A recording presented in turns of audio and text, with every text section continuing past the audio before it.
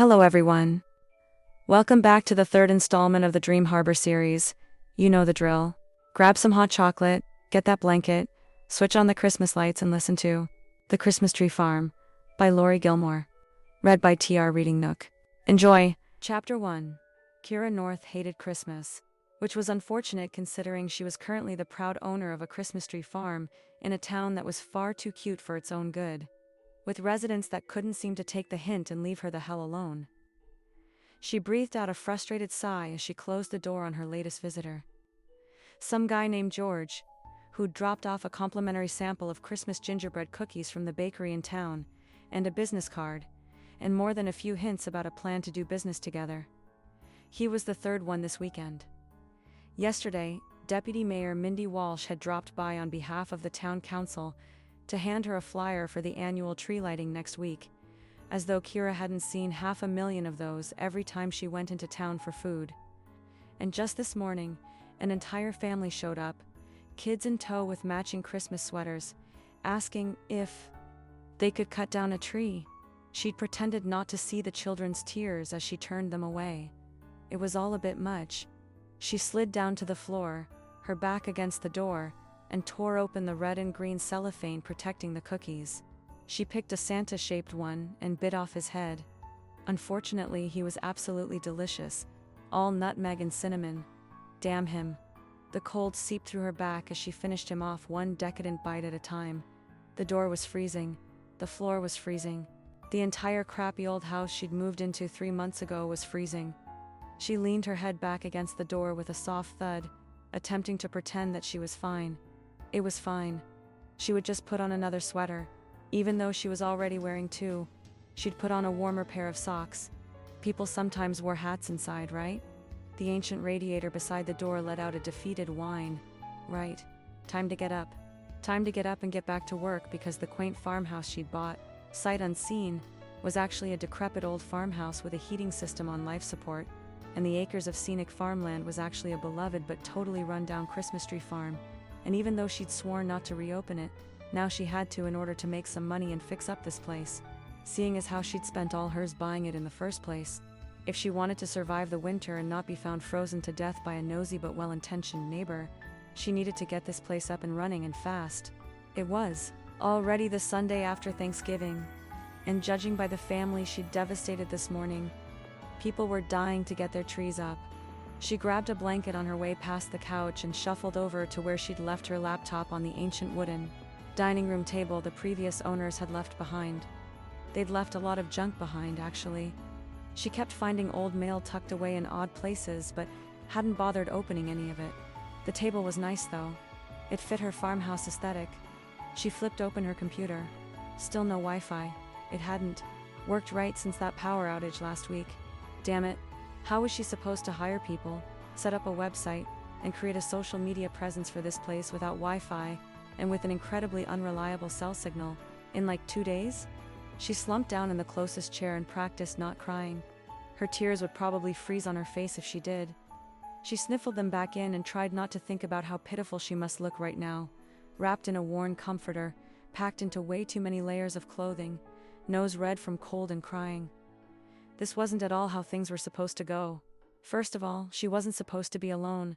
Her sister should be here with her, her other half. Her much more competent, reasonable, level-headed half, her twin and best friend since birth. Chloe never would have bought this place on a whim. Chloe never would have agreed to the sale without a visit and an inspection, at the very least. Chloe would have asked questions like, "Why do you want to live on a farm in New England despite having no idea how to grow things or cook things or really do anything on your own?" Questions that Kira had no desire to answer, because this whole plan wasn't so much a whim as it was a last-ditch effort to start over, to get as far away from her old life, her old self as possible. It wasn't a whim so much as a radical reimagining of who she wanted to be, but Chloe had abandoned her, ran off and got married, and moved to Denmark. Denmark of all places. And what was one supposed to do when their soulmate, their other half, finds a new other half? Well, apparently they absorb too much homesteading social media content, decide they can totally do that, use their trust fund money to buy a farm, and essentially ruin their lives.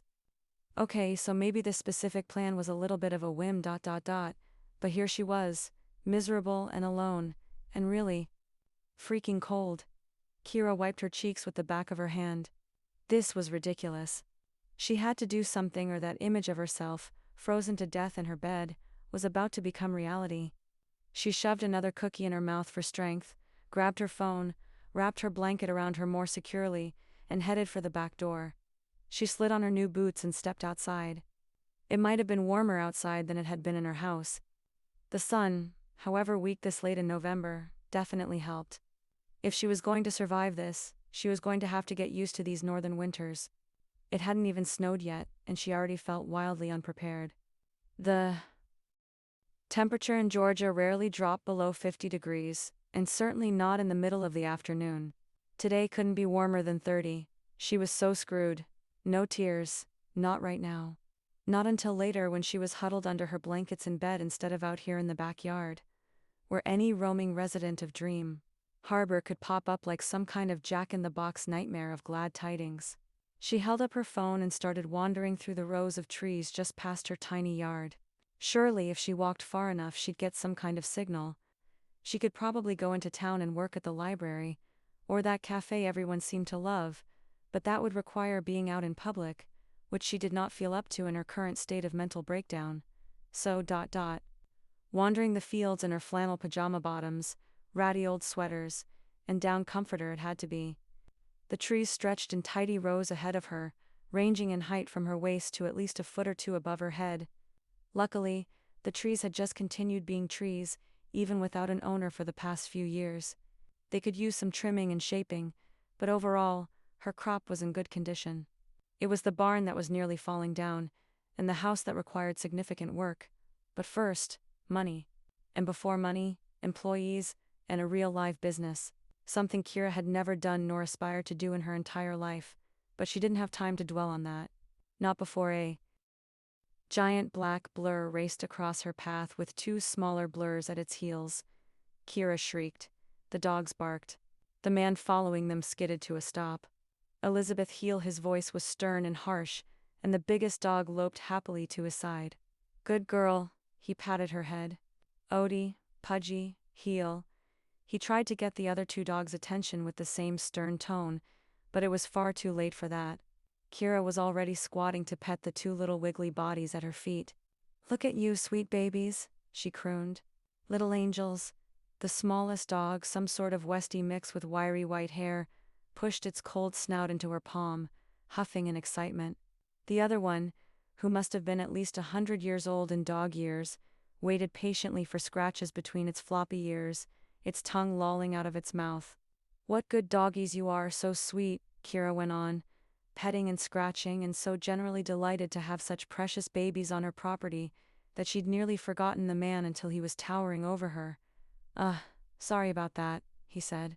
I didn't realize, I thought this place was abandoned. Otherwise I would have had the dogs on their leashes. It's okay, Kira said, still crouched low, but now paying proper attention to Elizabeth, who was starting to whine at not being part of the love fest happening with the other dogs. Look at you. What a beautiful girl you are, she told her, and it seemed the larger dog smiled at her. Kira smiled back for the first time in days. It was nice. Until she finally stood and looked at the man who had brought the puppies to her farm. The smile dropped from her face. He was staring at her with a mix of confusion and horror. It was then that Kira remembered her unwashed hair and her red eyes and her blanket as outerwear fashion statement.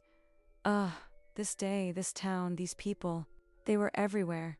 Yes, well actually I own this farm, she said, standing to her full height. So you are trespassing. Elizabeth winced and Kira scratched between her ears. Not you, sweetheart. You didn't know. To be fair, I didn't know either, the man said, a slight smirk on his face. How is that possible? Everyone in this nosy town knows about it. He shrugged. I don't live in this nosy town. Kira frowned. Then what are you doing here? Visiting. She didn't like his tone. Or his face for that matter. It was too handsome, but in like an obnoxiously conventional way. Too much symmetry. Too much perfect dark hair. It was annoying, and entirely uninteresting. Too wholesome. Well, whoever you're visiting should have told you that I own this land now, so you can't just traipse through here on your little hike or whatever you're doing. The man's obnoxiously straight smile grew. Little hike or whatever. I don't know. What's with that vest? You look like you're going on a hike. He looked down at his puffy vest and dark jeans and hiking boots, and then let his gaze wander over Kira's ensemble. You're wearing a blanket, he observed. Yes, and you're making fun of my vest. Yes, she crossed her arms over her chest. Not that he could see that since they were tucked under her blanket, but still, her stance was defiant. She was pretty sure that came across. She didn't like this guy and his teasing smile, and his light eyes with dark lashes. Really, could he be more basic? Kira only went for men that had bad idea tattooed across their foreheads, sometimes literally, and this guy looked like the model for the guy your mother wants you to bring home for the holidays to sip cocoa under the tree in your matching pajamas. Highly undesirable. Downright unattractive in every way, really, except for maybe the way his thighs were filling out. Those jeans. But that was neither here nor there. Sorry again for the misunderstanding. We'll get going. Oh, right. He was going to take the dogs with him. Shoot. She liked the dogs. She looked down at the three precious faces in front of her, and she could swear she could hear their thoughts. You might as well finish your walk, she blurted out, ignoring how his dark eyebrows rose in surprise. I mean, you're here now and the dogs need their exercise, and I would never deprive them of that. You're a big dog person, I take it. They're better than people in every way? His laugh was low and deep and did absolutely nothing for her. Do you agree? She gave him a curt nod, expecting him to go on his way, but he was still looking at her like he was working on a puzzle. What? She snapped. Are you okay? Was she okay? How dare he? How dare he presume just because she was wandering around outside wearing bedding and waving her phone in the air like she thought it worked via witchcraft that she wasn't okay. She smoothed her blanket down with a hand as though it were an evening gown. Team fine, thank you. A small crease of worry formed between his obnoxiously perfect eyebrows, and Kira wanted to throw something at him and see if she could hit it. It's just ... You're walking around with your phone over your head. I thought maybe you were having trouble with it. I work in tech, so I thought ... single quotes.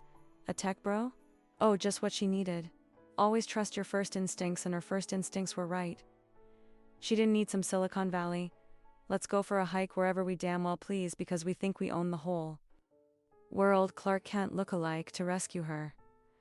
Not today, buddy. No thanks, Elon. I'm managing just fine. Elon? Now he looked highly offended. That did something for her. Wow, was just trying to help.